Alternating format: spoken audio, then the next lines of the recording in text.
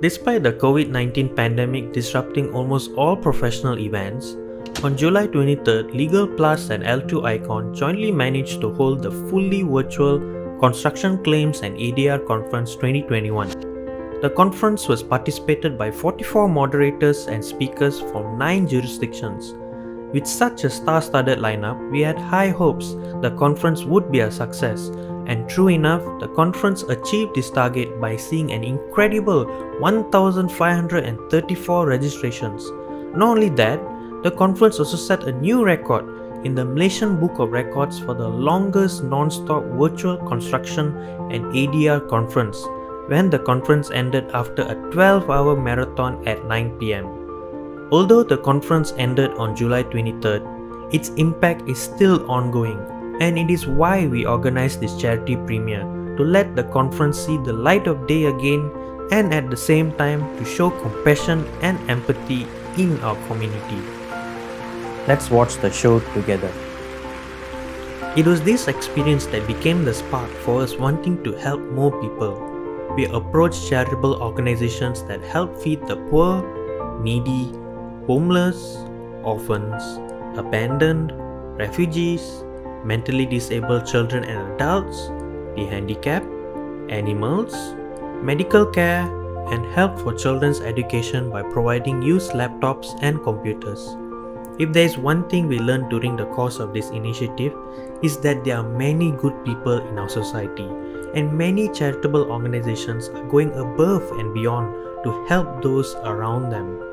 For this charity premiere, we have carefully selected 10 charitable organizations, and we implore you to donate. Even a small amount goes a long way for them. 100% of the funds collected will be distributed equally. This initiative also helps raise awareness, the work these organizations do, and the people they have an impact on.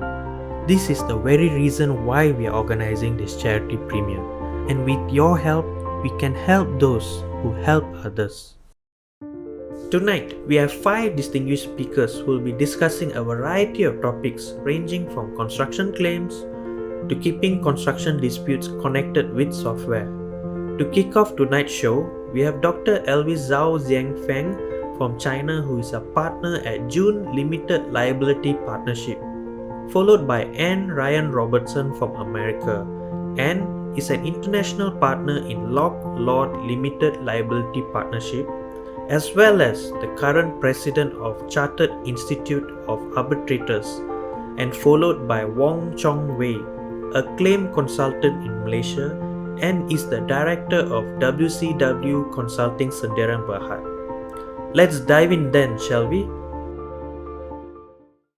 Many thanks, Stan. It's my pleasure to have this opportunity to attend such a splendid event. For some time, I just go to my my case study. This is a CTAC arbitration, actually, but I happen to be appointed as the presiding arbitrator. But before the arbitration goes to the merits, there has some very interesting litigation proceedings about the arbitrability of this PPP agreement. Well, this PPP agreement is for the purpose of International Tourist Resource Project in the city of Chongqing, a very beautiful city where my wife was born. So you can imagine. Well, the parties to the PPP agreement are a local government and a private limited company. In 2019, in accordance with the arbitration clause of the PPP agreement, Party A, the government applied to CTAC for arbitration on the grounds that Party B had breached the PPP agreement, and Party A was entitled to claim for refund of cash and various allowance costs, etc. Thereafter, the limited company applied to the Beijing No. 4 Intermediate People's Court for invalidity of the arbitration clause of the PPP agreement. The limited company, as the applicant, contended that According to Article 1 of the judicial interpretation of the administrative agreement promoted by the Supreme People's Court, I think in the end of 2019, an agreement entered into by a public authority with any private entities through negotiation which contains rights and obligations under the administrative laws to achieve the goals of administration or public service shall be an administrative agreement under the relevant procedure law. Based on the above provisions, the PPP agreement shall be an administrative agreement for the following reasons. Firstly, it is agreed in the PPP agreement that the obligations of the local governments shall include in completing the government approval procedure, etc., being responsible for the land relevant issues. Secondly, the project in this PPP agreement is a project subject to government concession and is of the nature of public services. To sum up, the PPP agreement shall be a PPP agreement with the rights and obligations under the administrative laws to achieve the goals of administration or public service. And the PPP agreement shall be a typical administrative agreement on concession. Any dispute arising from the said agreement shall fall within the scope of administrative litigation. According to Article 26 of the judicial interpretation of the administrative agreement, if the administrative agreement stipulates an arbitration clause, the People's Court shall affirm that such arbitration clause is invalid. The PPP agreement for this case shall be an administrative agreement, and if the administrative agreement stipulated an arbitration clause, such clause shall be an invalid clause. The local government, as the respondent, argue that, firstly, the PPP agreement shall be a civil contract.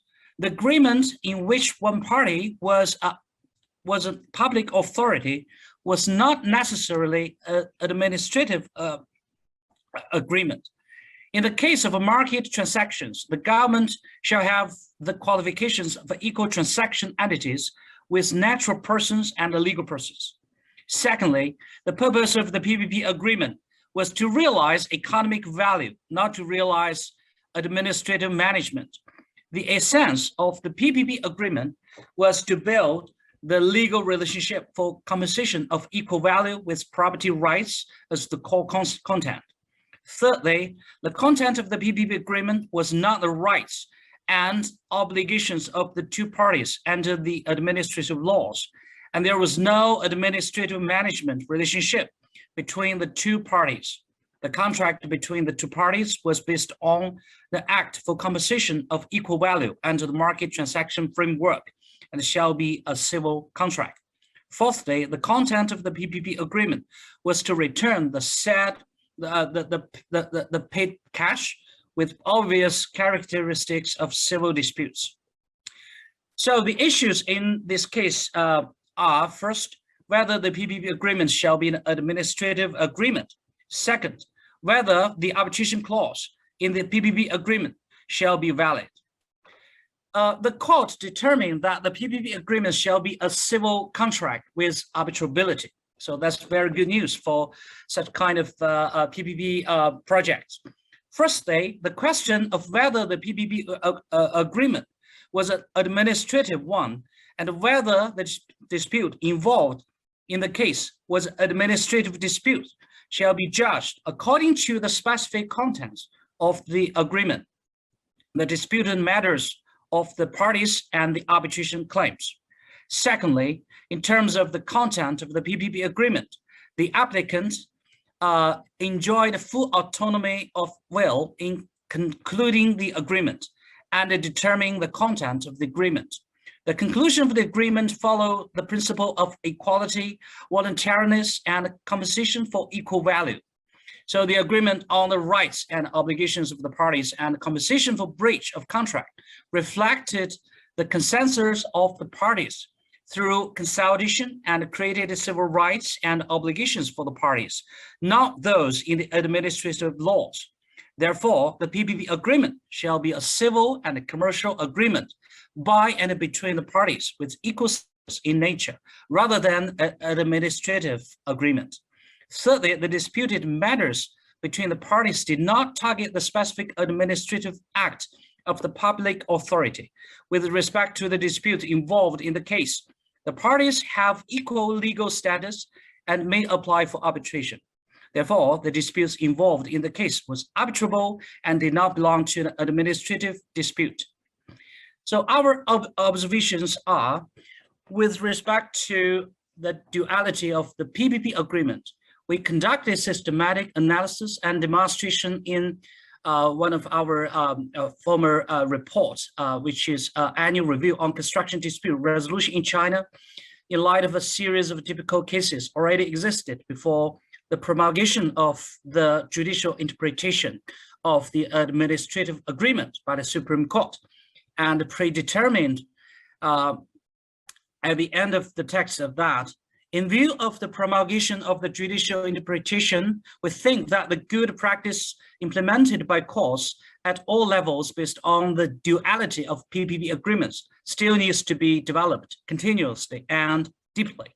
The result of the trial of this case fully confirmed our opinions as mentioned above. In this case, the court first identified the PPP agreement shall be a civil or commercial agreement. That is to say, not all the PPP agreements shall be administrative ones, and only the PPP agreements that conform to the provisions of Article 1 of the Judicial Interpretation on Administrative Agreements shall be administrative agreements. This case also shows the logic of the courts in judging whether a PPP agreement shall be an administrative one. That is, the court mainly judges from two aspects. First, the specific content of a PPP agreement. The court mainly depends on whether the counterparty is on an equal status with public authority, and whether the rights and obligations established by the agreement are those under the administrative laws. Second, the nature of the dispute. This mainly depends on whether it targets the specific administrative act of the public authority. So many thanks for your attention. So that's the end of my part. Thank you. Thank you very much for that introduction, and it's wonderful to be here with you today. I do have a PowerPoint. I believe that someone will be putting it up for me. Thank you very much.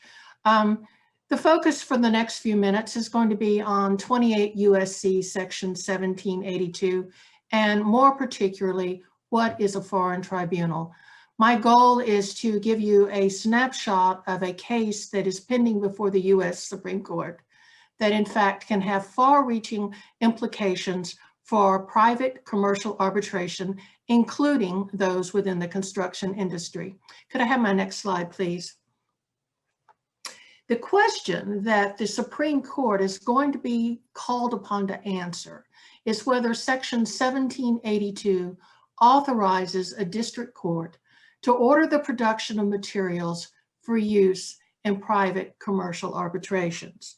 Could I have the next slide, please? So let's talk a little bit about the history of 1782. May I have the next slide, please?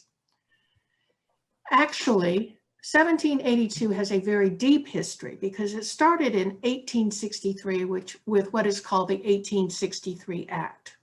And that act authorized federal courts to respond to letters rogatory by compelling witnesses in the United States to provide testimony for use in foreign courts. Now, it was only available if the foreign proceedings were for the recovery of money or property. The foreign country had to be at peace with the United States, and the foreign government had to either be a party to that dispute or have an interest. Since 1863, not surprisingly, the statute has been amended many times. And in 1948, with the rise in international transactions and the concomitant rise in international disputes, the 1782 was amended once again. And may I please have the next slide? So what is the current version of 1782? Well, first of all, it's entitled Assistance to Foreign and International Tribunals and to Litigants Before Such Tribunals. And it provides that a federal district court in the United States may order, and note that it does say may, a person who resides or is found in the district to give his testimony or statement or to produce a document or other thing for use in a proceeding in a foreign or international tribunal, including investigations when there have just been accusations having been made. May I have the next slide, please? So what is the latest US Supreme Court case? Well, it was in 2004, 17 years ago, that the United States Supreme Court last addressed the issue of 1782. Importantly, it did not expressly state whether international arbitral tribunals may benefit from 1782, but in dicta quoted Professor Hans Smit, who stated that the term tribunal includes arbitral tribunals. Now, the facts underlying this particular case were, in fact, that a case was brought, a complaint brought, that had been filed with the Directorate General for Competition of the Commission of the European Commission. Advanced Micro Devices sought to obtain documents from Intel that were actually in Alabama. The Supreme Court looked at the history of 1782 and ultimately decided that, in fact, the documents should be produced. And in that decision, set forth the criteria that the courts are to consider and also some discretionary factors that the court may consider. And as previously mentioned, it unfortunately has the dicta from Hans Smit that stated that the term tribunal includes arbitral tribunals. Now, why do I say unfortunately? In the 40 years before 2004, there were only 94 cases that were filed in which the courts reported on Section 1782. Let's compare that to last year, 2020. 120 applications were filed in the courts seeking 1782 assistance. And that is key. This has really become a very important tool, one used frequently. The problem is that there is, in fact, a split between the various circuits within the United States. The Fifth Circuit, where Houston is located and where I reside, the Second Circuit, which includes New York, and the Seventh Circuit, which includes Chicago, all have held that 1782 does not extend to private commercial arbitration. Conversely, the Fourth Circuit has held that it does extend. Next slide, please. So here we have now, pending before the United States Supreme Court, the case of Servotronics versus Rolls-Royce and the Boeing Company. And this case is significant because it clearly demonstrates the deep divide among the circuit courts regarding whether or not 1782 is in fact applicable to private commercial arbitrations. In that case, the underlying case, there were two parallel 28 U.S.C. 1782 proceedings with differing results. The argument on this point is scheduled for the 5th of October of 2021, and the case has garnered to date 13 amici briefs. So what are the facts that are underlying the Servotronics case? Boeing was testing a new aircraft in South Carolina, and one of the engines caught on fire. Boeing sought a compensation from Rolls-Royce, the manufacturer of the engine. Boeing and Rolls-Royce were able to settle their dispute. Rolls-Royce then in turn seeks indemnification from Servotronics. And the contract between Servotronics and Rolls-Royce required arbitration in the UK utilizing the rules of the Chartered Institute of Arbitrators. So we had these two parallel proceedings. The first was filed in Carolina. That's the Fourth Circuit. Servotronics filed an ex parte application seeking to depose certain Boeing employees. The district court denied the application. The court held that the private arbitrational bodies, in this instance, the Arbitration Tribunal in the UK, did not fall within 1782. However, the Fourth Circuit reversed and found that, in fact, that arbitral tribunal fell within the definition required for 1782. Meanwhile, in Illinois, which is a separate circuit, it's the Seventh Circuit, Servotronics filed a 1782 application, in this time seeking certain documents from Boeing employees.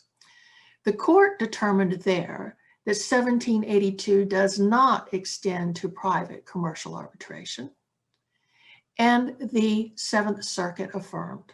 And it's from this decision that Servotronics filed a writ of certiorari, which has now been granted by the US Supreme Court. May I have the next slide, please? So what are the arguments in support of petitioner Servotronics? Now, these arguments have been posed by Servotronics and posed by parties that have filed amici briefs. First and foremost, they're arguing that the language is unambiguous, that the plain meaning of foreign and international tribunals includes private commercial arbitrations, that neither the breadth of the statutory language nor speculation that Congress may not have foreseen all potential applications justifies refusal. The restatement, and in the United States, the restatements are a restatement of the law done by the American Law Institute, and the American Law Institute, in turn, is comprised of leading lawyers throughout the United States. And the restatement is often cited by the courts in reaching decisions. And the restatement concluded that international commercial arbitral tribunals are indeed foreign or international tribunals. Another argument being posited is that holding tribunal encompasses international commercial arbitral tribunals will not prove detrimental to international commercial arbitration or the principles underlying it. And finally, they argue that there's no conflict between Section 1782 and the Federal Arbitration Act. The Federal Arbitration Act is much more restrictive on how one may obtain discovery in the course of an arbitration than Section 1782. May I have the next slide, please? So what are the respondents' arguments? Well, obviously, the first one's going to be that the phrase foreign or international tribunal does not include private commercial arbitration. They're also arguing that the statutory context and legislative history confirm that private contract-based arbitration is not a tribunal. They contend that the expansive interpretation conflicts with the Federal Arbitration Act with its more restrictive abilities to obtain discovery, that Servotronics' interpretation would result in serious adverse consequences. They turn to the idea that the ordinary meaning of a foreign or international tribunal is a governmental adjudicator. And finally, they allege that extending to private arbitration would burden US courts and companies and undermine arbitration. And we know already that there were 120 applications in 2020. That is clearly a new burden on the courts. The companies are arguing that the use of 1782 undermines the confidentiality of arbitrations because those applications are being made within the court system, and it also undermines efficiency and economy in arbitration. So what are the predictions? The predictions are very difficult to determine exactly what's going to happen. I urge you to read the Fifth Circuit opinion and the Second Circuit opinion, which are both excellent opinions in terms of following the history of 1782. In addition to that, we have to take into consideration, however, that Justice Ginsburg was the justice who authored the Intel decision, and of course she is no longer on the court. And the Supreme Court itself, its makeup has changed, and we have a number of literalists now on the Supreme Court. So what should you take away from this? What you should take away from this is that if you are intending to file a 1782 application, you should do so before the Supreme Court issues its ruling in this particular session. Because indeed, no matter which way the ruling comes down, it is going to have a profound effect on the ability to obtain discovery for private commercial arbitrations.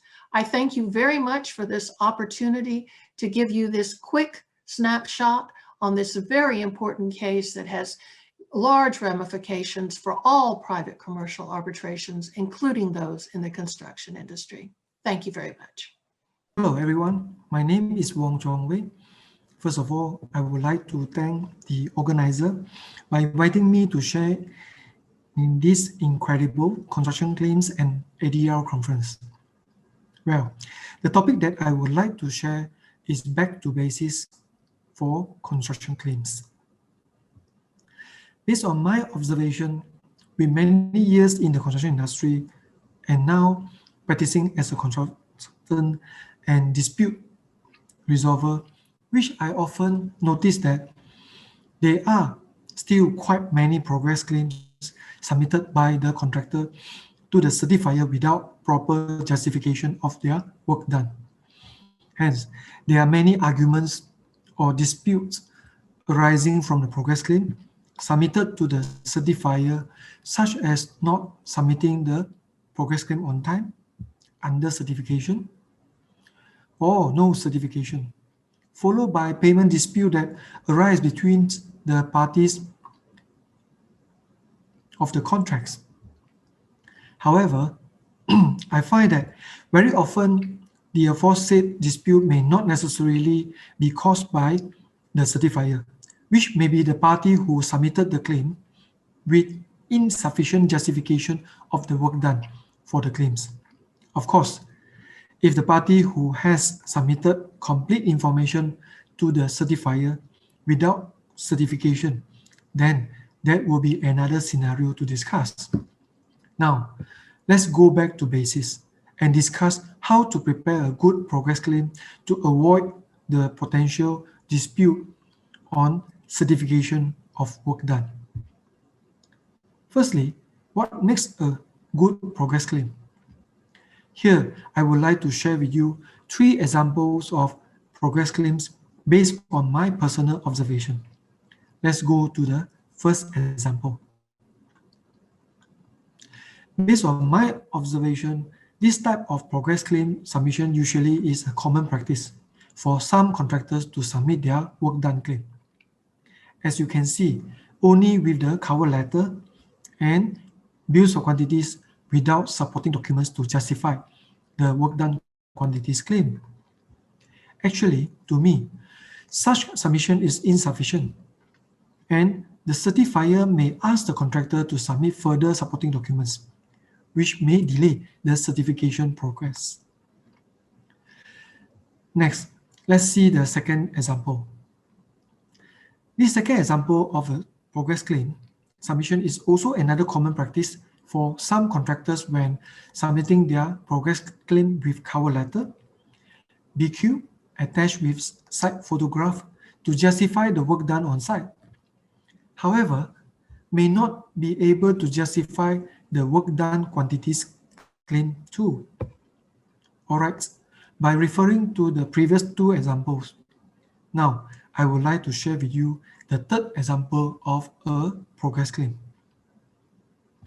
The third example of a progress claim with more supporting documents and most likely will be more easier for the certifier to verify and certify the work done claim, or even though if the certifier is a non-construction practitioner, say in the adjudication situation, will also be able to understand the contractor's or party's work done claim submission. The certifier can cross-check or reference with the respective quantities claimed by the contractor with the measurement records.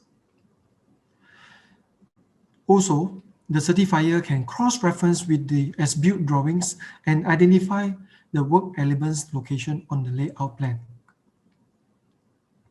By the way, there are many types of supporting documents for the contractor or party to justify their work done in their progress claim or final claim submission to make the certifier easier to understand the contractor claim basis. Which to me, I find that this will form a good basis to prepare a good claim submission to avoid further argument on the work done claim.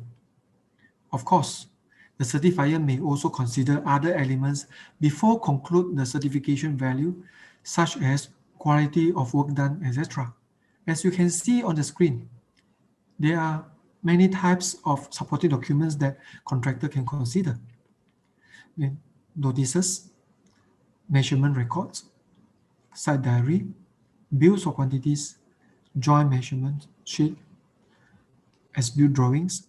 Inspection or test report also can form a good basis to justify the contractor claims.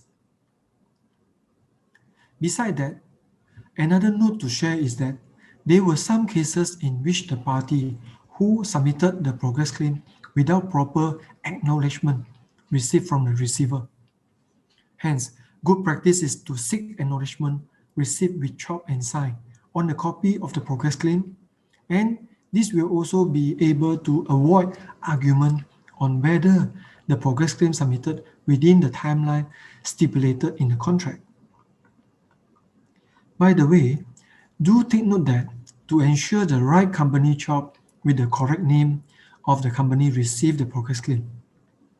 Based on my observation, there were some cases where the progress claim or documents with acknowledgement received chop, but with the wrong company name, which is not the party in the contract. Next, the certifier will review and examine the contractor or party submission based on the party's basis of claim, facts, or records.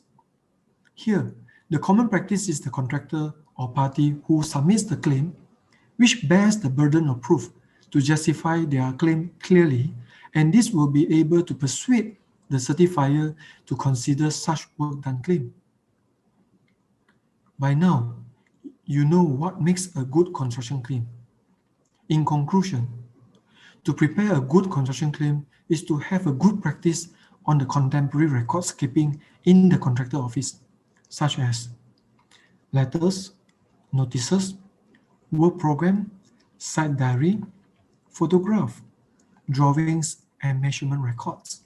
Any other relevant supporting documents can form a good basis to justify the claims. Then, more often than not, we'll be able to avoid unnecessary argument or dispute on the entitlement of the claims. Lastly, I hope my sharing will be able to assist your matter, and thank you for your attention. Stay safe, stay healthy. Bye-bye. That was truly enlightening, but we are not at the end of the show yet. We still have two more speakers, starting with Katie Beth Jones, who leads the commercial strategy for Opus 2 in Asia Pacific, and Dr. Nasim Ame Ali, who is an associate professor and director for internationalization, School of Built Environment at Massey University, and adjunct professor at University of Science Malaysia. Good afternoon, everyone, and thank you very much for your time today. I'm delighted to have the opportunity to speak to you. My name is Katie Beth Jones, and I lead the business development across APAC for Opus 2. Over the next 15 minutes, I'd like to give you an overview of Opus 2 and introduce you to our electronic disputes platform, which can be tailor-made to meet your needs on construction matters. So firstly, for anyone here that is not familiar with Opus 2, we are legal technology experts that focus on connecting people. We help legal teams connect and collaborate seamlessly throughout the entire dispute resolution lifecycle to enable lawyers to focus on the substantive issues of the case and achieving the best outcomes for your clients, instead of being distracted by technology and how things are delivered. For more than a decade, we have worked with the top law firms in the world, and we also collaborate closely with leading arbitration venues and organizations. Our award-winning technology was the first cloud-based case analysis and preparation software, and we are also unique in offering an end-to-end integrated solution for dispute proceedings. In 2019, the year preceding the impact of this current global pandemic, there was a rising trend of distributed cross-border case teams and remote working owing to the geographical dispersed nature of disputes. These trends were being driven by client demands for transparency and efficiency, as well as concerns about the environmental impact, especially that of international arbitration. Since March 2020, we have been at the forefront of delivering virtual and hybrid hearings globally. We have now completed more than 1,000 hybrid and virtual hearings and have served over 630 clients worldwide. So today, over the course of this conference, we are all discussing the distinctions and makeup of construction claims. Our clients address these challenges with our technology and expertise. First is perhaps the most obvious, the data set. Construction disputes involve large volumes of documents, and this gives rise to problems with data storage and downloads, as well as security issues. Another characteristic is how complex the data is, composed of various file types and sizes, including large technical plans and drawings. So fast forward to your hearing, and these complicated documents, often with various page sizes, are enormous to print, unwieldy to unfold in a hearing room, and very tricky to follow in oral evidence. And thirdly is accessibility. Often there are crucial people located on multiple remote sites who need to be connected into the proceedings. So you can leverage the Opus 2 electronic hearing platform, which integrates audio-visual technology with real-time transcription and with a full set of digital case preparation tools. Our secure solution provides the digital layer that combines all case materials, your familiar hearing room services, secure collaboration and communication, and remote access capabilities to optimize the case team's workflow and connectivity. This leads me on to show you a whistle-stop demonstration of the Opus 2 platform. So diving straight in, from a single upload, documents are synchronized to your private virtual workspaces where the parties and the tribunal can access all case materials in one central secure location, no matter where you are. What you can see on screen is a typical hearing bundle. You can holistically coordinate case strategy from the outset and allow the Opus 2 team to automate much of your bundle preparation. As you can see, everything is indexed and you can navigate to a particular document quickly. Crucial when needing to effectively streamline navigating around your document-heavy bundle. It goes without saying the advantages of a cloud-based system in modern legal practice and international arbitration.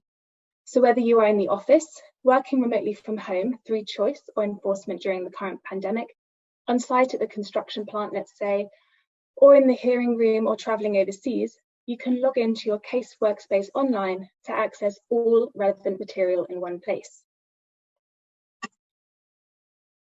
The collaboration capability is a key feature of the platform, with purpose-built tools for markup, annotation, hyperlinking, and live chat, all in a single interface. It enables live concurrent interaction between all members of the case team, wherever they are based, that drives efficient conduct of proceedings. Documents can be reviewed and notes made at granular level and tagged to a particular issue in the case. The annotation box, as you see on screen, is designed like a post-it note and highlighter, mirroring the way in which a practitioner would work in hard copy. Where once private interactions would perhaps take the form of meetings or attaching a note to an email for comment, our annotation tool enables you to collaborate seamlessly within the platform, sharing your thoughts with your team in seconds. You can then link to a related document and perhaps flag a piece of contradictory evidence, and then build up a chain of discussion with your colleagues, which serves to centralize analysis in one place.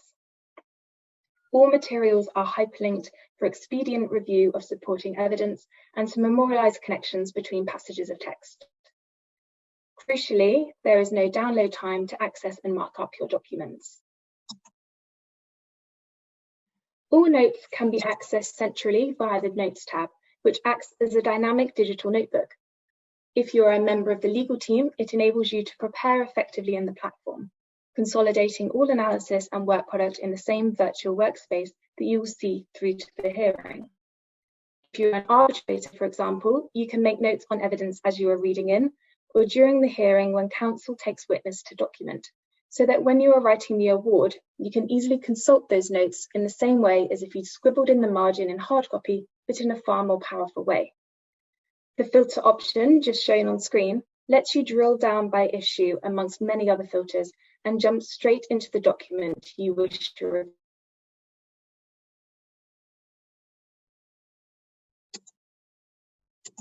Everything in the platform is searchable. There is the Find tool on the bundle page, which searches across the metadata in the index. But for a more comprehensive and powerful search, you'd be using the Search tab, which looks across the entire content as a whole, highlighting the responsive search terms in each document or transcript. Here is where you would do the bulk of your searching and be able to navigate around your large data set, finding the search results you require efficiently. The enhanced ability to save queries and use filters.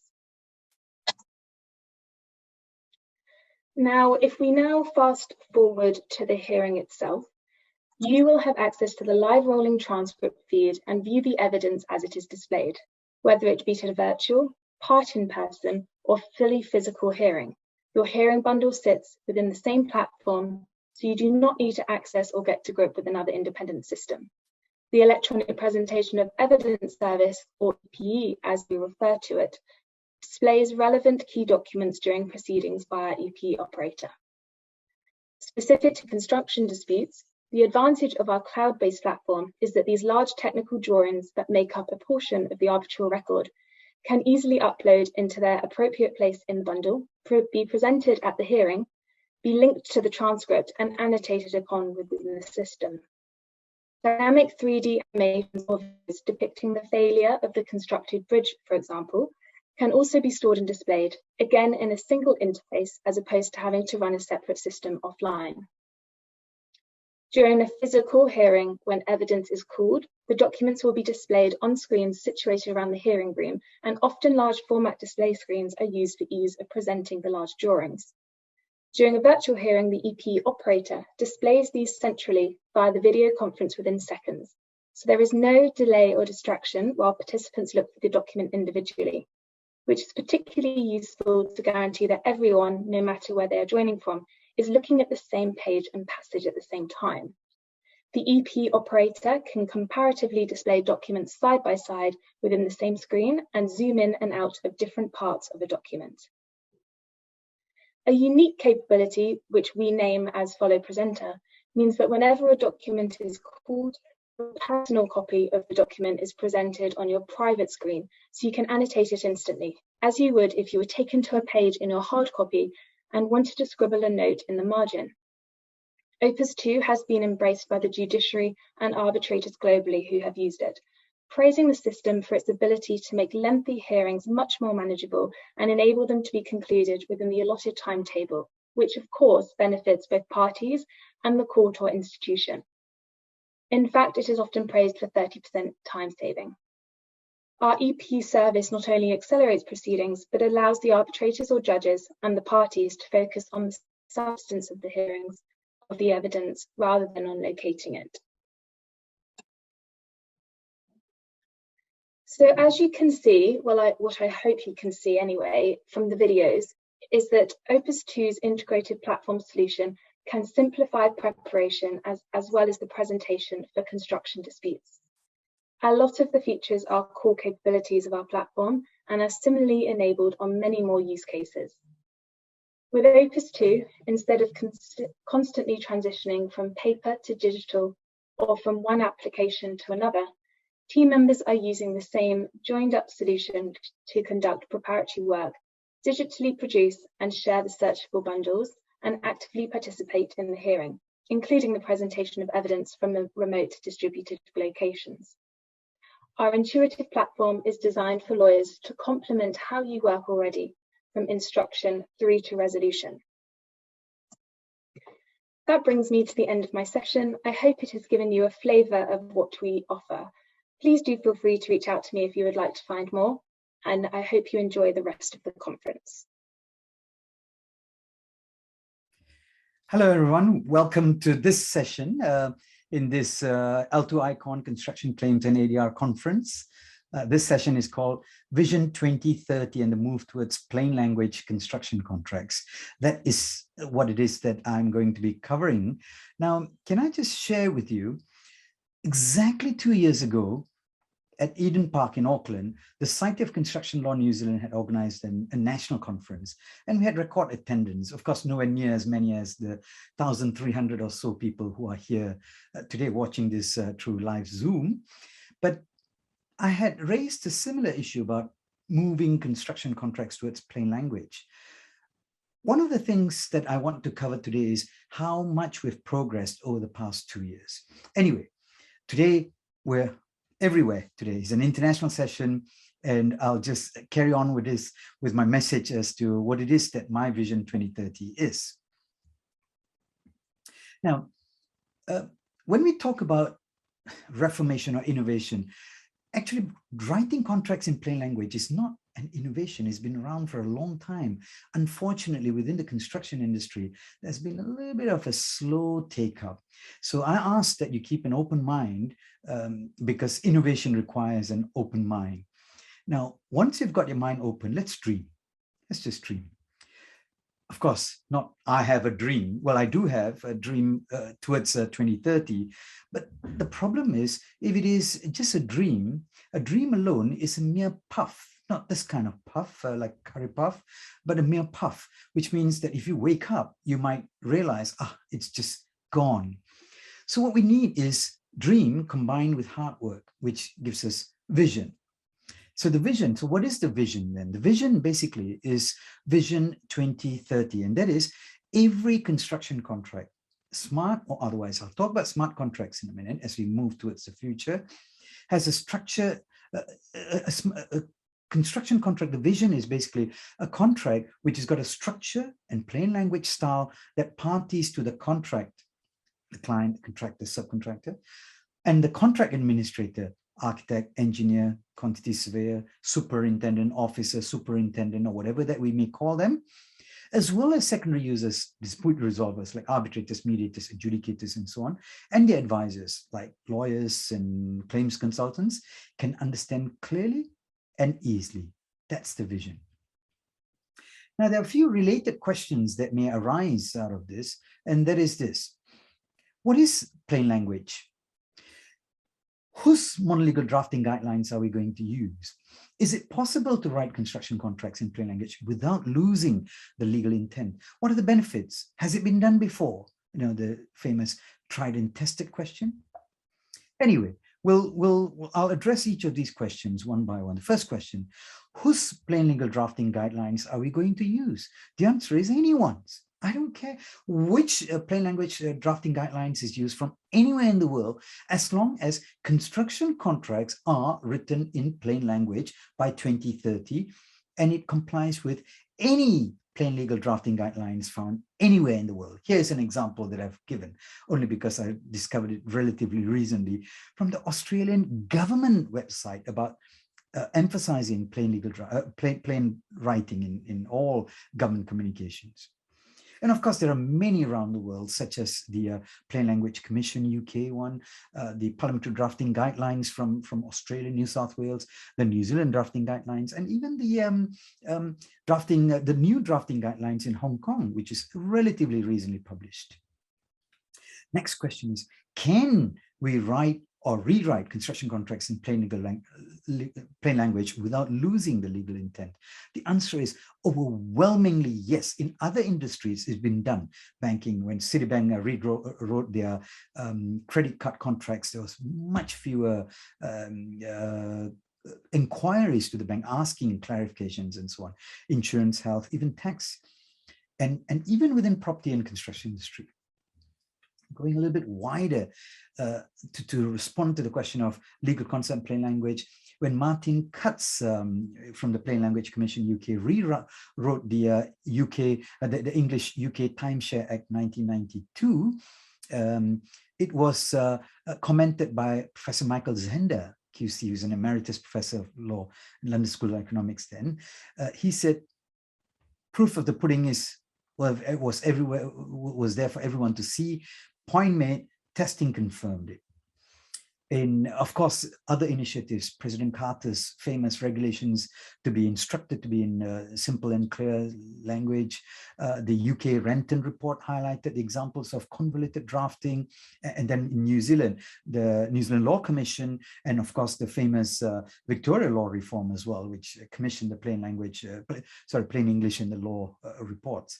In Canada, in the Irish initiatives, and a little bit closer to where this conference is being held, the base, Malaysian initiative for the Construction Industry Payment and Adjudication Act, where I had suggested that it be written in plain language.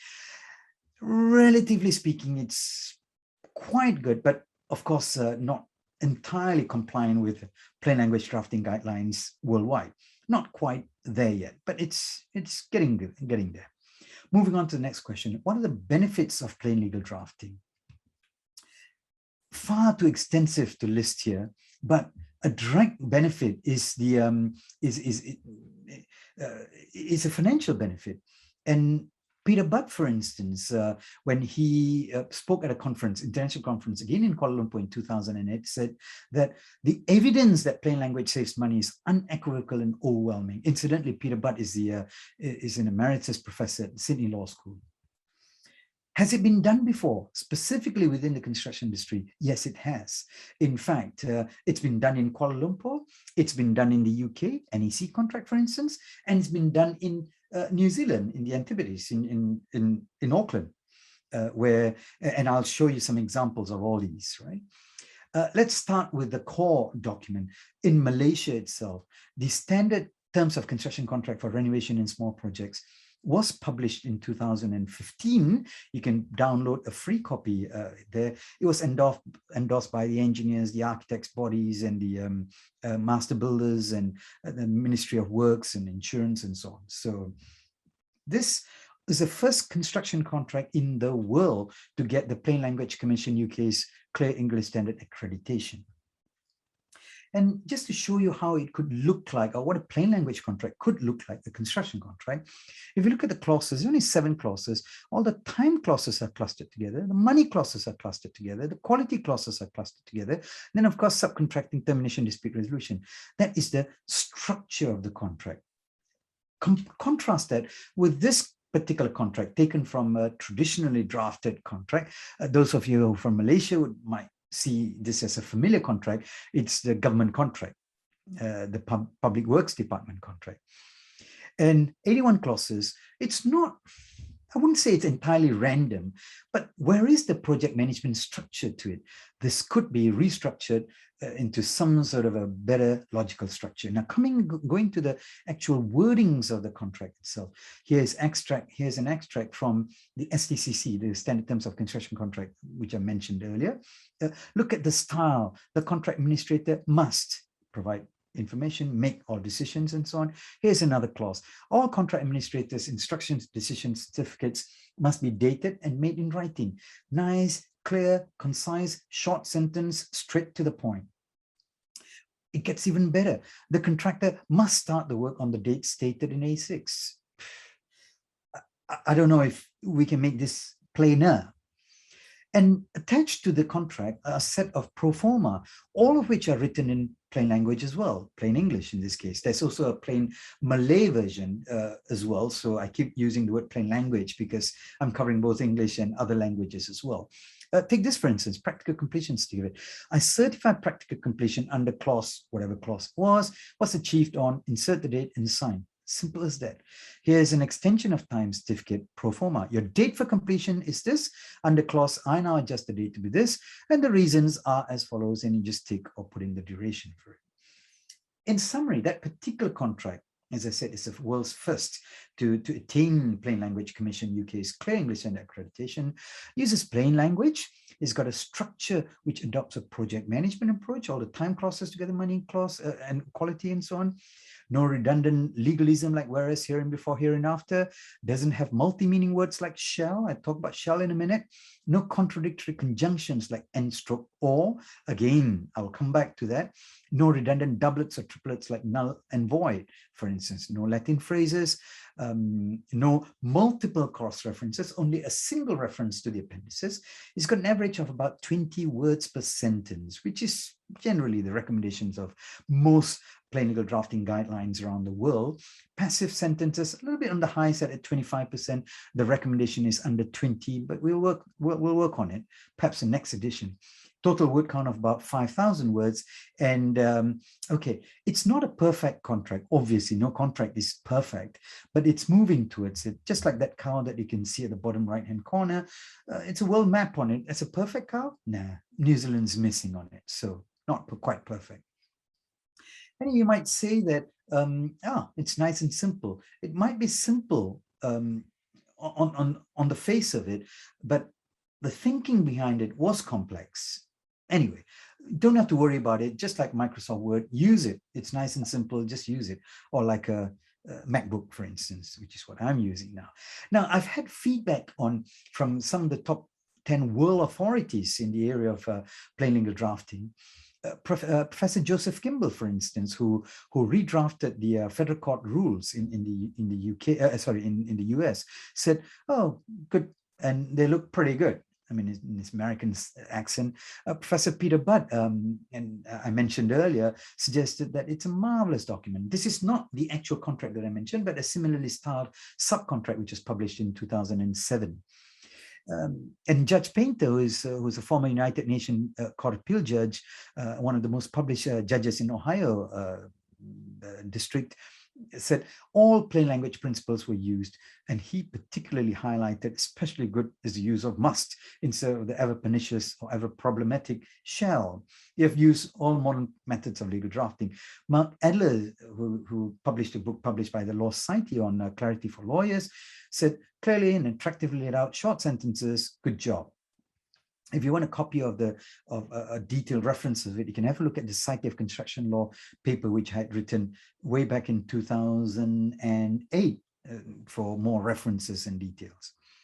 Now, that was in Malaysia. In New Zealand, the NZIQS, New Zealand Sort of Quantity Surveyors consultancy contract, again accredited as a clear English standard by Plain Language Commission, is written in plain English. And it was tested and approved by former presidents of the New Zealand Sort of Quantity Surveyors, as well as some prominent lawyers in New Zealand. So it's been done here as well. Now, the UK, I thought I'll make reference to this document. The UK Delay and Disruption Protocol is well known, 79 pages, the second edition, but it's traditionally styled. So what we did in New Zealand is I worked with one of my master's students, and he came up with this, which is only 23 pages. It's an attempt at a New Zealand version of those guidelines, just 23 pages. It's not so much number of pages as much as it's written in plain English. Okay, that's something which I'm particularly proud of the work of one of my students. And a common question that I get asked often is this: are all these contracts in plain language? The answer is just check them and test them against any plain language drafting guideline anywhere in the world and answer the question for yourself. I can tell you most of them are not or do not comply with plain language drafting guidelines fully. The NEC 4 contract, interesting. Well, I would say it is. The only problem perhaps that, or criticism of NEC that some have said is perhaps it's a bit too futuristic, ahead of its time. For instance, if in traditional language we would write the contractor shall submit the program, I would suggest the contractor must submit the program. NEC style would say the contractor submits the program in present tense style.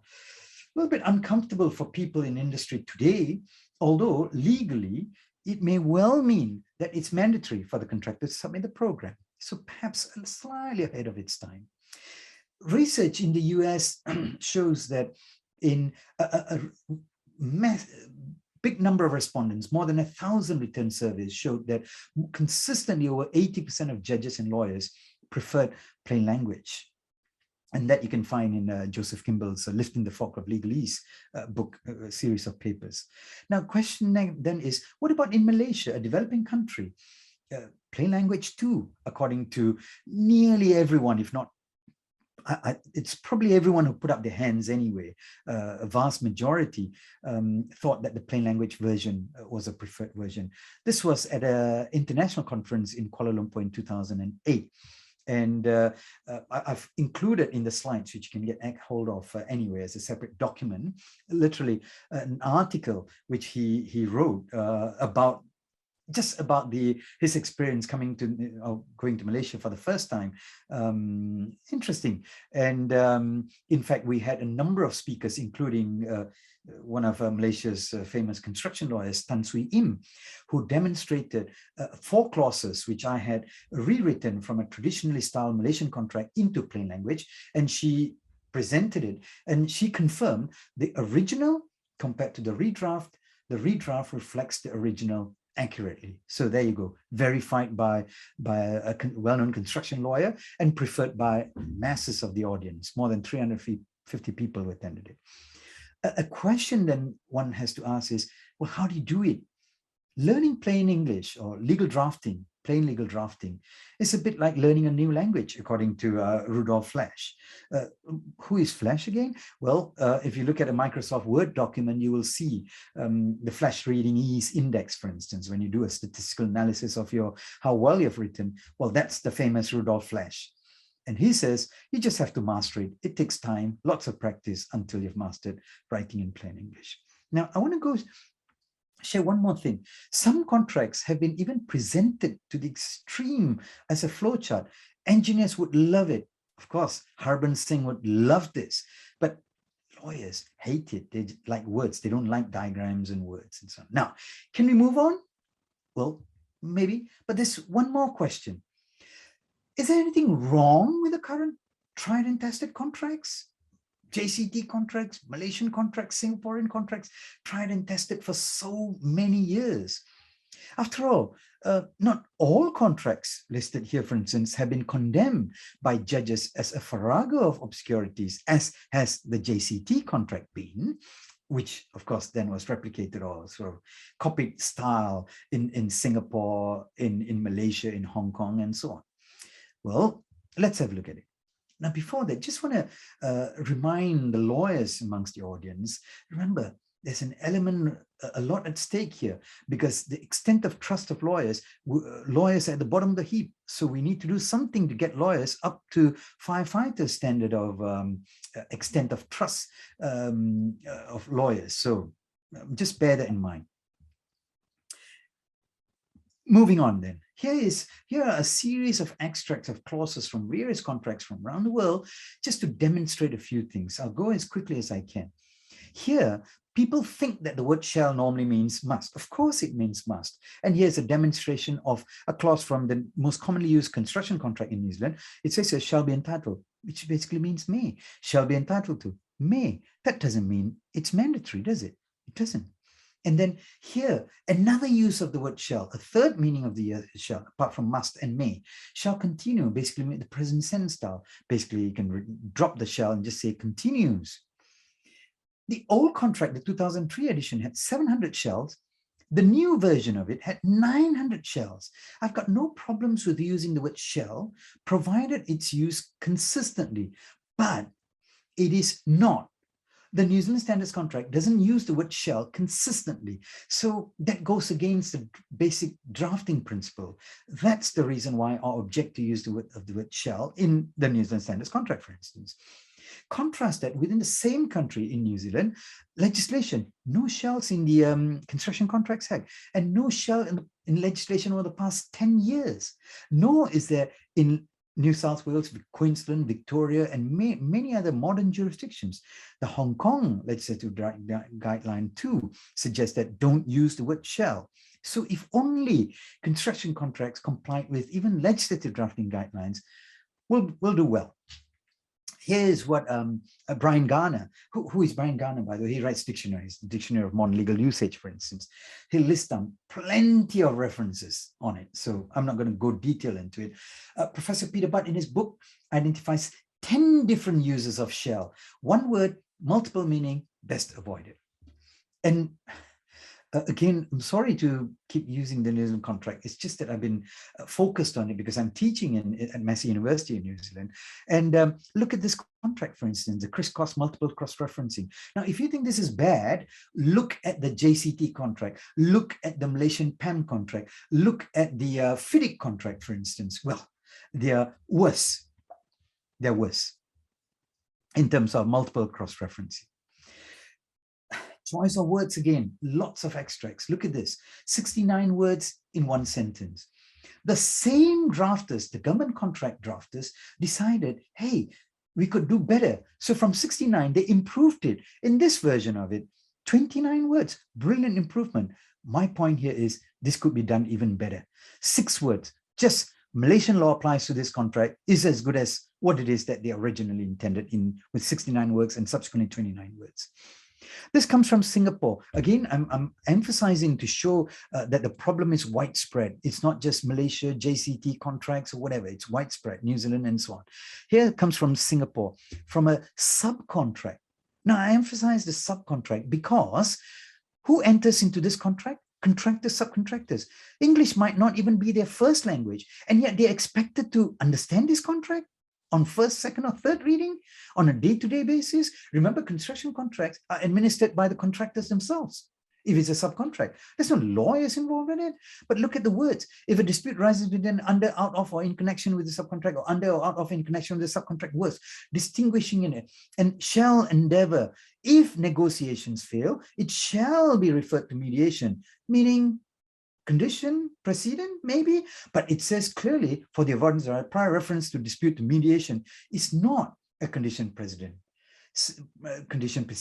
and so on. So, my goodness, I mean, this is another clause from the same contract, 147 words in 2 sentences. I struggle to understand this. Poor contractors and subcontractors, I don't know whether they even understand these contracts, but they're supposed to sign this and oblige by it. What about this from the UK GC Works 1 contract? 156 words in 1 sentence. And this. So the problem is from the UK to Malaysia, Singapore, Hong Kong, New Zealand. The problem is everywhere within the construction industry around the world.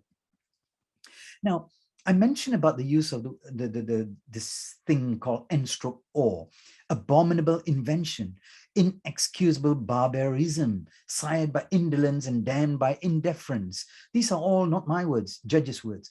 That Janus-faced verbal monstrosity, neither word nor phrase. Now here comes the really below the belt. The child of the brain of someone too lazy or too dull to express his precise meaning, or too dull to know what he did mean. Ouch. I felt hurt when I first read this because I used to draft contracts this way. That woke me up.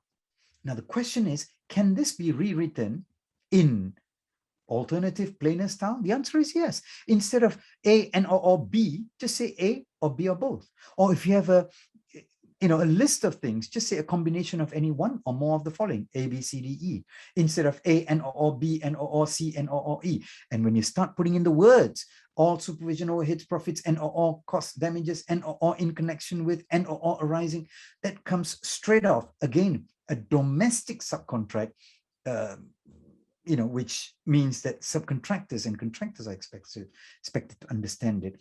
Now, here is an example of a clause, of a before and after of a clause in program, which I wrote, which was subsequently tested. I also attempted to do from the earlier edition of Singapore Institute of Architects building contract. It's not the subcontract, but the main contract, right? Those words, 131 words, came down to 67 words with an average words per sentence of 23 instead of 135. Now, this was tested in an audience who were unfamiliar with the text in New Zealand. One of my students did his master's in construction law in it, and he tested it. 77% of the users preferred the after version. So even the user testing suggests who were not familiar with the text, which they preferred the latter. Now, brilliant news. Even the Singapore Institute of Architects drafters themselves, finally, after so many years, in 2016, that same clause, this one here, they have come up with a much better version. And I was so pleased at the move that's happening in Singapore. You know, remember, Singapore generally construction contracts, they're traditionally drafted, but not quite fully plain language compliant. Look, for instance, at the word shall here, multi-meanings of shall, and a few other things. But anyway, we're moving in the right direction. So anyway, enough said, moving on then. So what are some of the plain language principles? As I said, Judge Painter has got his 40 rules and so on. I've extracted 16 of them, which I think are specifically relevant to construction contracts. And here they are. Average words per sentence of around 20, gender neutral language without the cumbersome he or she or he and it and so on. Prefer the active over passive. The contractor must submit the program instead of the program must be submitted by the contractor. Prefer plain, prefer the plain words over complex words, like my pet peeve. I am utilizing these headphones. Nah, I'm using these headphones. Use is one syllable, utilize is multiple syllables, okay? Which brings me to the next one. And completely avoid redundant doublets like null and void, or words in numbers. 14 bracket 14 days. You know, you must submit notice within 7 bracket SEVEN, for instance. Redundant legalese like whereas and said and so on. Use paragraph listing and so on. Multiple cross-referencing. One way to the appendices is fine, but not multiple cross-referencing. Logical structure, I gave an example of time, cost, quality clauses clustered together. Avoid unnecessary, excessive definition. Preserve, of course, we must preserve legal terms of art. Reasonable skill and care, fitness purpose, practical completion. These have got specific terms of art, but there are very, very, very few. My assessment is less than or fewer than 1% of construction contracts are terms of art. Avoid using words that have got multiple meanings. I give example of shall, for instance. No more Latin. Judge Mark Painter says Latin is a dead language and it should remain buried. So the golden draft, the rule is never change your language unless you wish to change your meaning and so on. Okay. I'm just going to move on. Again, reference to a Society of Construction Law paper that I had written some years ago in 2008. If you want, you get all the references there in detail. Now, moving forward then to the future, what are we looking at? We're looking at smart contracts. Now, what are smart contracts? Smart contracts are basically a computed coded contract. And there's, if you start introducing lots of gray, the chances are it's going to be very difficult for someone to code it. My contention is a plain language contract is a prerequisite or a precursor to developing smart contracts. Why? Because imagine codifying those 159 word sentences. How is the coder going to code that? Now, I've got a hypothesis here. My hypothesis is that the possibility of error is directly proportionate to the number of words M and the complexity of the words squared. Mathematically, this is to keep engineer Harbin Singh happy. Mathematically, E equals MC squared. E is the possibility of error, number is directly proportionate to number of words and the complexity of the words squared. So there you go. I know there are more famous people who have come up with this formula. This is my formula in the context of plain language drafting, the message that I'm trying to get here. I want to finish off on the last few slides here by just saying, Christopher Bamford wrote, today commercial clients of Australian law firms are prepared to pay for legal services that are plain. One day, clients everywhere will refuse to pay for legal services unless they are plain. So it's a word of warning. Finally, I know there's no chance to ask questions in this short sessions, but Imagine if I were to ask you, notwithstanding the fact that you may have experiences similar to intellectually comprehend all that I might have said or uttered in express terms by illustration, analogy, or whatever it is, all those words. Basically, instead of using those words, what I mean is, if you've got any questions, you can ask me now. So use plain language whenever communicating, and certainly when drafting construction contracts. With that, I come back to the title of the presentation, Vision 2030 and the move towards plain language construction contracts. The vision, again, I repeat, every construction contract, smart or otherwise, has a structure and plain language style that parties to the contract administrators, engineer, architect, or whoever it is, and secondary users, such as dispute resolvers and their advisors, including lawyers and claims consultants, can understand clearly and easily. That's Vision 2030 and the move towards plain language construction contracts. With that, I end my session. Thank you very much. And if you are ever wanting to collaborate with me or want to be in touch, the contact details are there. I would love for people to give me feedback on your thoughts on plain legal construction contracts drafting. Very interesting indeed. I too wish sometimes more legal documents use a simpler language that is easy for all and less likely misunderstood. Tomorrow, we will take a closer look at the adjudication option in a dispute and solutions to the pay now, argue later problem.